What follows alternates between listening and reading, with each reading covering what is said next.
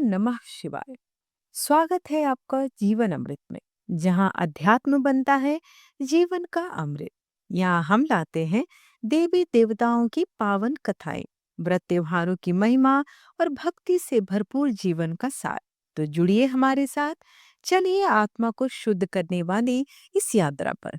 अगर आप नए हैं तो चैनल को सब्सक्राइब जरूर करें और बेल आइकन अवश्य दबाएं, ताकि हर भक्ति की बूंद आप तक सबसे पहले पहुंच सके, क्योंकि भक्ति ही है जीवन का सच्चा अमृत।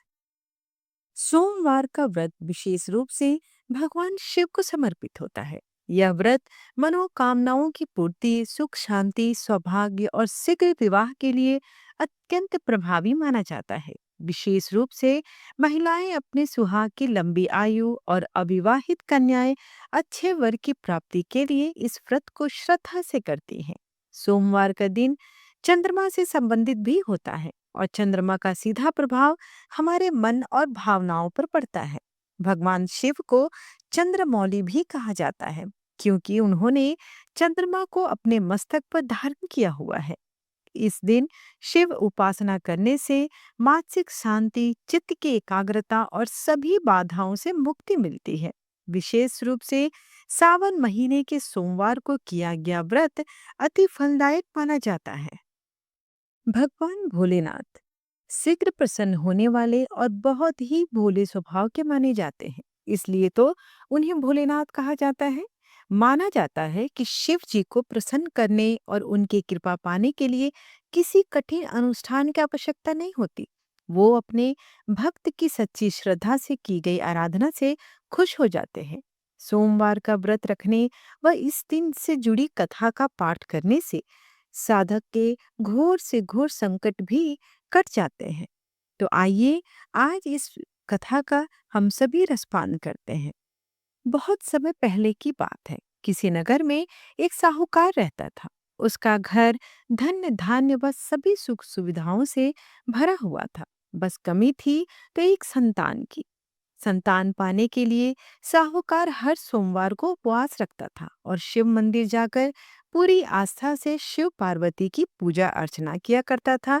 उसकी अटूट भक्ति से माँ पार्वती प्रसन्न हुई और भगवान शिव से निवेदन करने लगी, हे स्वामी, आप तो अपने भक्त की पुकार शीघ्र सुन लेते हैं। कृपया साहूकार पर भी दया करें और उसकी मनोकामना पूर्ण करें। माता पार्वती की विनती सुनकर भगवान शिव कहने लगे, हे देवी, हर प्राणी को अपने अच्छे बुरे दोनों कर्मों का फल भोगना ही पड़ता है। यही इस संसार की रीत है। ये सुनकर पार्वती जी साहूकार की मनोकामना पूर्ण करने के लिए शिव जी से हठ करने लगी। बहुत समझाने पर भी जब माता पार्वती नहीं मानी, तो शंकर भगवान ने साहूकार को संतान प्राप्ति का वरदान दिया। किंतु उन्होंने कहा कि ये बालक अल्पायु होगा और मात्र 12 वर्ष तक ही जीवित रह सकेगा। उधर साहूकार भगवान शिव और माता पार्वती की बातें सुन चुका था, इसलिए उसे संतान प्राप्ति का वरदान पाने के बाद भी कोई प्रसन्नता न हुई। किंतु वह अब भी पहले की ही तरह पूरी श्रद्धा से भगवान भोलेनाथ की आराधना करता रहा। वरदान पाने की कुछ ही समय बाद साहूकार की पत्नी गर्भवती हुई और 9 महीने बाद एक सुंदर बालक को जन्म दिया। जब बालक 11 वर्ष का हुआ तो साहूकार ने उसके मामा को बुलवाकर कहा कि इसे काशी पढ़ने के लिए ले जाओ। तुम लोग रास्ते में यज्ञ व दान पुण्य करते हुए जाना। ये कहकर साहूकार ने उन्हें खूब धन देकर विदा कर दिया। इधर काशी प्रस्थान करने बाद मामा भांजे एक गांव से गुजर रहे थे। वहां एक राजकुमारी का विवाह हो रहा था, परंतु राजकुमार एक आंख से काना था। तभी वर के पिता ने साहूकार के बेटे को देखा और उसके मामा से कहा कि तुम अपना भांजा कुछ समय के लिए हमें दे दो। विवाह संपन्न हो जाए उसके बाद ले जाना।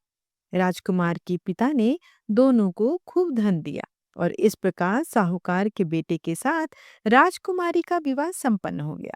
साहूकार का पुत्र बड़े ही ईमानदार स्वभाव का था, इसलिए उसे जैसे ही अवसर मिला उसने राजकुमारी की चुन्नी पर लिखा कि तुम्हारा विवाह तो मेरे साथ हुआ है, किंतु जिस राजकुमार के साथ तुम्हें भेजा जाएगा वो एक आंख से कान्हा है।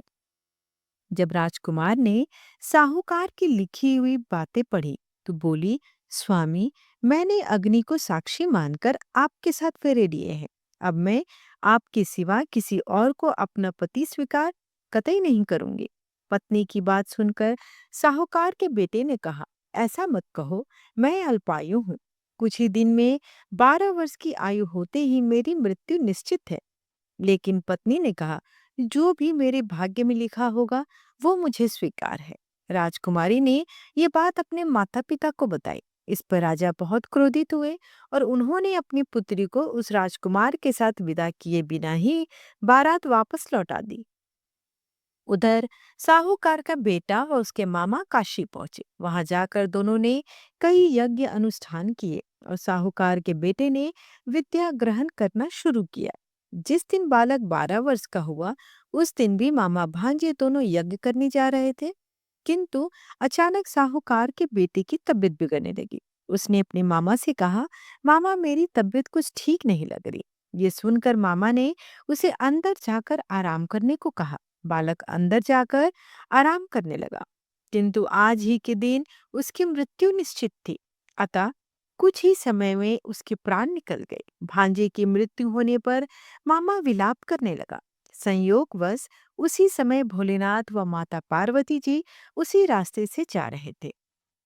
माता पार्वती ने शिव जी से कहा, हे स्वामी, ये करुण स्वर किस ओर से आ रहा है? मुझसे ये सहन नहीं हो रहा। कृपया आप इस व्यक्ति के कष्टों का निवारण करें। माता पार्वती की विनती सुनकर जब भगवान शिव मृत बालक के पास पहुंचे तो देखा कि ये तो उसी साहूकार का पुत्र है जिसका जन्म मेरे वरदान स्वरूप हुआ था।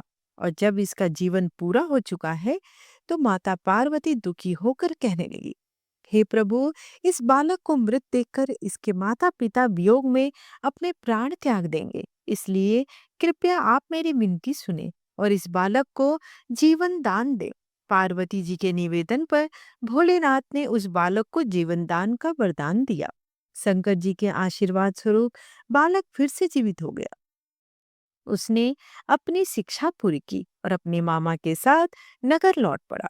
दोनों चलते चलते उस नगर में पहुंचे जहां राजकुमारी के साथ बालक का विवाह हुआ था। वहां पहुंचकर उन्होंने एक यज्ञ का आयोजन किया जिसमें उस नगर के राजा यानी राजकुमारी के पिता भी शामिल हुए। उन्होंने साहूकार के बेटे को देखते ही पहचान लिया और महल में ले जाकर उसका खूब आदर सत्कार किया। इसके बाद राजा ने अपने पुत्री को बालक के साथ विदा कर दिया। इधर साहूकार के पति पत्नी कई दिनों से भूखे प्यासे रहकर बेटे के वापस आने की राह देख रहे थे। उन्होंने निश्चय किया कि यदि उनके बेटे की मृत्यु हो जाएगी तो भी वो प्राण त्याग देंगे। लेकिन उसी रात भगवान भोलेनाथ ने साहूकार के सपने में आए और कहा, हे साहूकार, मैंने तेरे सोमवार के व्रत करने और व्रत कथा सुनने से प्रसन्न होकर तेरे पुत्र को पुनः जीवन दान दे दिया है। बेटे के जीवित होने का समाचार पाकर दंपति बहुत खुश हुए और भगवान शिव पार्वती को बारंबार प्रणाम करने लगे।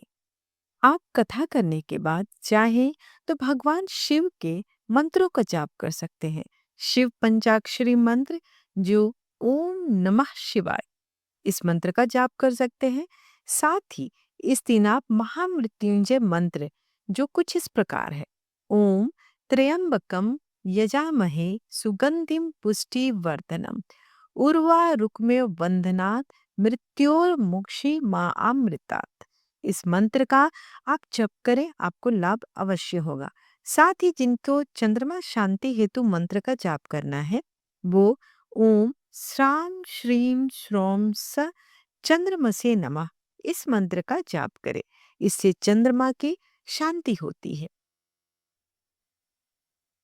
जो भी श्रद्धालु सोमवार का व्रत सच्चे मन से करता है और भगवान शिव की उपासना करता है उसे मनचाहा फल प्राप्त होता है। इस व्रत को करने से समस्त पाप नष्ट हो जाते हैं और भक्त को जीवन में सुख शांति धन और सौभाग्य की प्राप्ति होती है। आइए प्रेम से बोले, हर हर महादेव, ओम नमः शिवाय। आइए अब भगवान भोलेनाथ की आरती करते हैं। आइए अब भगवान भोलेनाथ के हम शिव चालीसा का पाठ करेंगे और समापन आरती के साथ करेंगे। जय गणेश गिरजा सुवन मंगल मूल सुजान, कहत अयोध्या दास तुम देहियो भय वरदान। जय गिरजापति दीन दयाला, सदा करत संतन प्रतिपाला। भाल चंद्रमा सोहत नीके, कानन कुंडल नागफनी के। अंग और सिर गंग बहाए, मुंड माल तन छार लगाए। वस्त्र खाल बाघंबर सोहे, छवि को देख नाग मन मोहे। मैना मातु की हबे दुलारी, बाम अंग सोहत छवि न्यारी। कर त्रिशूल सोहत छय भारी, करत सदा शत्रुन क्षयकारी। नंदी गणेश सोहे तम कैसे, सागर मध्य कमल हैं जैसे। कार्तिक श्याम और गणरायु, या छवि को कही जात न कायु। देवन जब ही जय पुकारा, तब ही दुख प्रभु आप निवारा। किया उपद्रव तारक बहारी, देवन सब मिली तुम्ही जुहारी। तुरत सनानन आप पठायो, लव निमेष बहुमारी गिरायो। आप जलंधर असुर संहारा, सुजस तुम्हारा विदित संसारा। त्रिपुरासुन संयुद्ध मचाई, सभी कृपा कर लीन बचाई। किया तपहि भगरत भारी, पुरो प्रतिज्ञा तासु पुरारी। दानिन मम तुम सम कोई नाही, सेवक स्तुति करत सदाहि। वेद नाम महिमा तब गाई, अकत अनादि भेद नहीं पाई। प्रकृति उठी मंथन में ज्वाला, जरत सुरापुर भय बिहाला। किन्न दयातम करी सहाय, नीलकंठ तब नाम कहाई। पूजन रामचंद्र जब कीन्हा, जीत के लंक विभीषण दीन्हा। सहस कमल में हो रहे धारी, किन्न परीक्षा तब ही पुरारी। एक कमल प्रभु राख्यो जोई, कमल नयन पूजन जहु सोई। कठिन भक्ति देखी प्रभु शंकर, भय प्रसन्न दिए इच्छित वर। जय जय जय अनंत अविनाशी, करत कृपा सबके घटवासी। दुष्ट सकल नित मोहि सतावे, भ्रम त्रहो मोहि चैन न आवे। त्राहि त्राहि मैं नाथ पुकारो, यही अवसर मोहियान उबारो। लय त्रिशूल शत्रुन को मारो, संकट से मोहियान उबारो। माता पिता भ्राता सब कोई, संकट में पूछत नहीं कोई।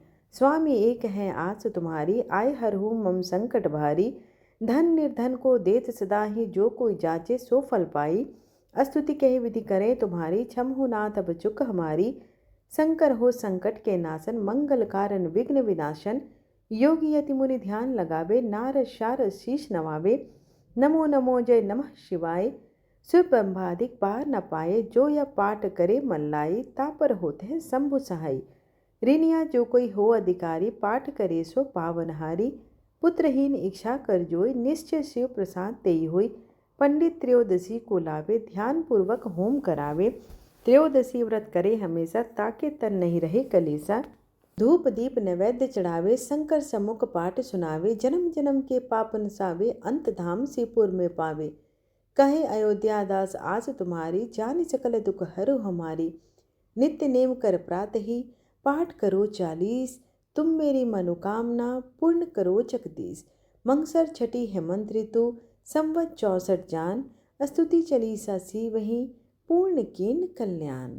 जय शिव ओंकारा, ओम जय शिव ओंकारा। ब्रह्मा विष्णु सदा शिव, अर्धांगी धारा। ओम जय शिव ओंकारा, एकानन चतुरानन पंचानन राजे। हंसासन गरुड़ासन, वृषवाहन साजे। ओम जय शिव ओंकारा। दो भुजे चार चतुर भुजे, 10 भुजे अति सोहे।